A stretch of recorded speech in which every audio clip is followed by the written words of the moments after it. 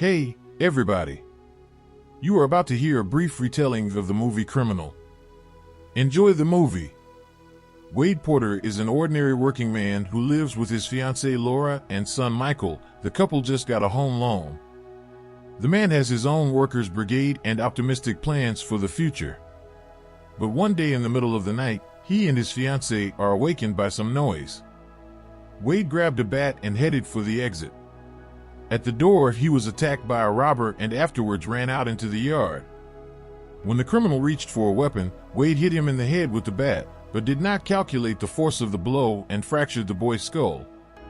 The intruder died on the lawn before paramedics arrived. Sheriff says the robber had no weapon, only Wade's wallet in his hand. If the man had struck inside the house, or the perp had a gun with him, police would have considered it self-defense. So Wade was arrested because the man was no longer a threat outside the house. And the man chased him down with a bat anyway. Wade was taken to a detention center, fingerprinted, dressed in robe, and put in the monkey bars. The gangster with the mohawk saw the fear in Wade's eyes and immediately attacked him. Allegedly, he was staring at him, but the man was not a weakling and took the aggressor in a chokehold. The fight was quickly stopped by security. Soon Wade was taken to the cell to the strange skin-headed Mexicans. But those only clarified on what days he washed the floor and let him pass quietly to his bunk. Laura came to check on her husband the next day. The woman is now afraid to be home alone. Wade does not know what awaits him. He was appointed a public defender standard bail on a charge of murder, $1 million. Wade naturally doesn't have that kind of money. At the same time, in St. Quentin prison, serial killer John Smith started a riot out of boredom. As punishment, he was thrown into a cage. In the yard, the head of the guard police gives him one last chance and transfers him to another prison so that the ex-con can try to start a new life there. The lawyer suggests Wade make a deal and then he will be found guilty of manslaughter. He will get no more than 3 years and will serve half of them. Wade has already been behind bars for 100 days with only 15 months left. The other option is a jury trial on the manslaughter charge and facing 15 years to life. Wade realized he'd have to plead guilty, though his reputation would be ruined for the rest of his life. On the way to prison, a skinhead convict named Snowman strikes up a conversation with him. He enthusiastically tells about mustachioed Dennis Sampson, the leader of the Aryan brotherhood, and offers to take their side at once. We are introduced to another hero-loving father figure, Warden Jackson. His son wants to beat up a large girl. His father advised him to hit her in the same place. On the bus, Wade is stared at by Mohawk's buddy, who also assaulted him in the joint. Snowman gives the advice to strike first, and he's happy to back him up. Suddenly, a stern-looking Danny Sampson pulled a shiv out of his pants and jammed it into the ambo who sat in front. The authority figure gave the shiv to the terrified Snowman and wiped the blood on him. At the entrance to the jail, Snowman threw this knife to Wade and asked him to say he found it under the seat. The shocked man was thrown into the holding cell. Things turned out much worse than he'd bargained for. In solitary confinement, Wade was brought in for questioning and asked to tell who stabbed the convict. Jackson gave advice not to hope for the favor of authority, just that he stabbed his own. Time will come he will crush Wade. Because of the incident on the bus, he will have to sit in the high-security section, where the real outlaws reside. The new guy is taken into a cell and handcuffed, an hour's walk a day and 3 showers a week. That's all he can count on. Jackson interviewed the new Warden Collins. John Smith was transferred to them and Jackson offered to put him in solitary. He'd organized a bun in every prison he'd been in, but the warden disagreed. The bun will be locked up with everyone else. Before opening the door to his cell, Wade was ordered to strip naked, showing his ears, armpits, and mouth. The so-called walkout takes place in a small concrete box and there is a real mayhem going on. The guards allow the prisoners to fight one-on-one, saying that they will fight anyway. That way you can control everything and place your bets. The dark-skinned one defeats the Mexican and only then does the alarm sound. The brawlers stopped, but still got a rubber bullet in the body. The victor allowed himself to swear at Jackson, for which the guard took him to another room and brutally beat the defenseless convict. Dre Daster was escorted down the hallway as an admonishment. Laura also had a rough time before her next date, being searched and forced to strip naked. After the metal detector went off, the woman was shocked to find her husband in the maximum security section, with 90 days added to his sentence. The family is having financial problems. They're gonna have to spend their credit card money. As John Smith was led down the corridor, everyone fell silent. The killer had sent 16 or 17 people to the other side of the world to avenge his daughter and wife, but Jackson decided to mock authority and left the last photo of Smith's family with him. Smith was put in a cell with Wade. The authority took over his roommate's bunk and voiced his rules: fart only with his ass toward the exit and play with his back turned to the wall. The cellmates went for a walk, and the South immediately showed Smith their respect. The Snowman showed up and introduced Wade to his buddy Skinhead. Wade was advised to do what he needed to do, and then he would be supported. In the cell, Smith asked the newcomer to look at the photo of his family and wished to return to them one day, and it will not be easy because he has already contacted the gang.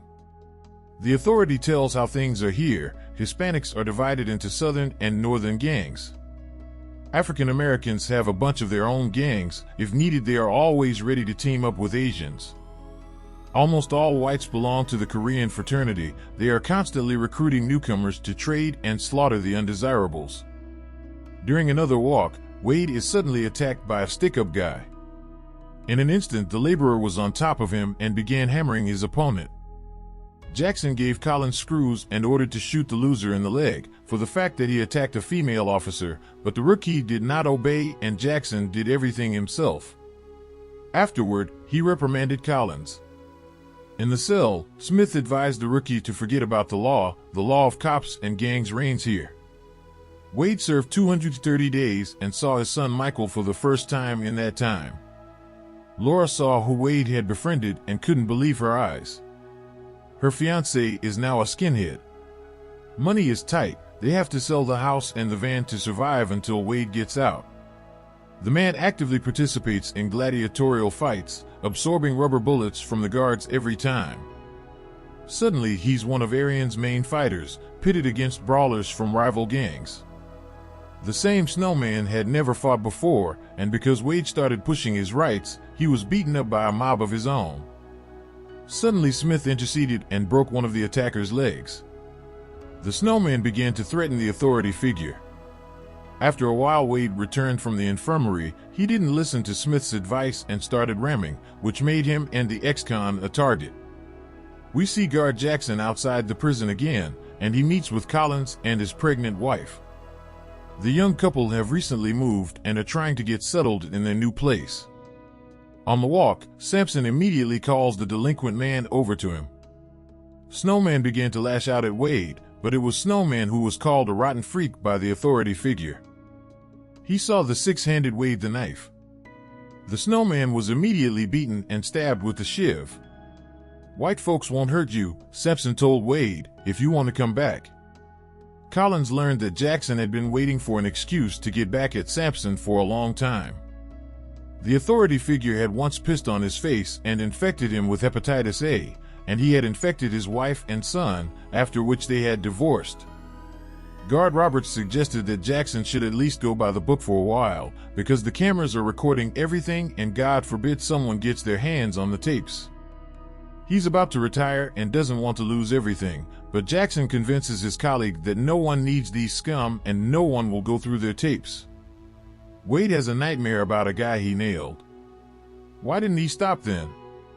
"You did the right thing," Smith replied. "Family needs to be protected." His wife and 7-year-old daughter had been brutally nailed by 2 scumbags. He found them naked, lying in their own blood, and to make the scumbags feel the same pain, he nailed all their relatives. Wiped their mouths off the face of the earth. It's been almost a year. Lyra sold the house, but all the money went to pay off the loan. The woman's nerves are frayed. She lives with her mom and hardly sees her son. Because of her job, she has nothing left, and her fiancé is here having fun with his brothers. After this meeting, a frustrated Wade refused to fight and Jackson angrily shot him, after which he ordered him to the lockup. The disfigured Snowman agreed to rat on Sampson in exchange for protection.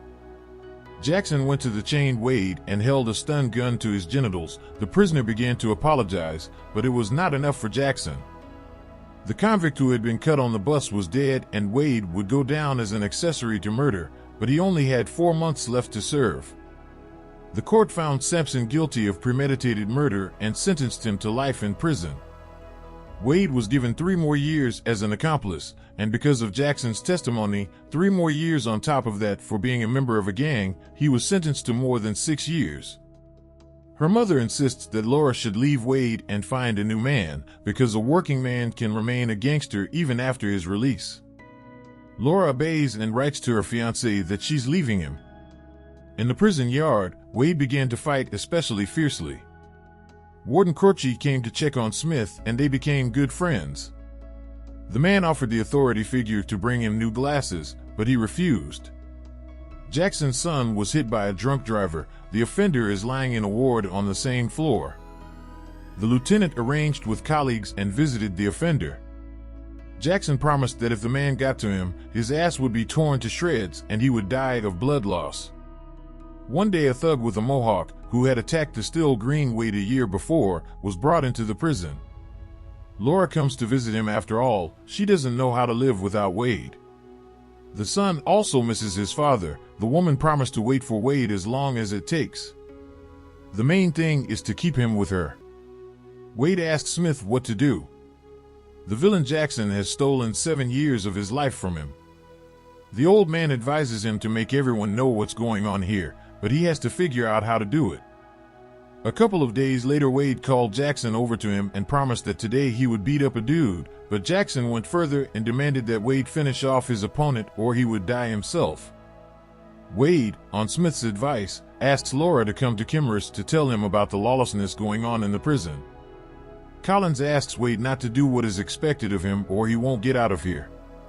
Right now, Laura and an FBI agent are on their way to the prison to retrieve the tapes, right after the fight before they're erased.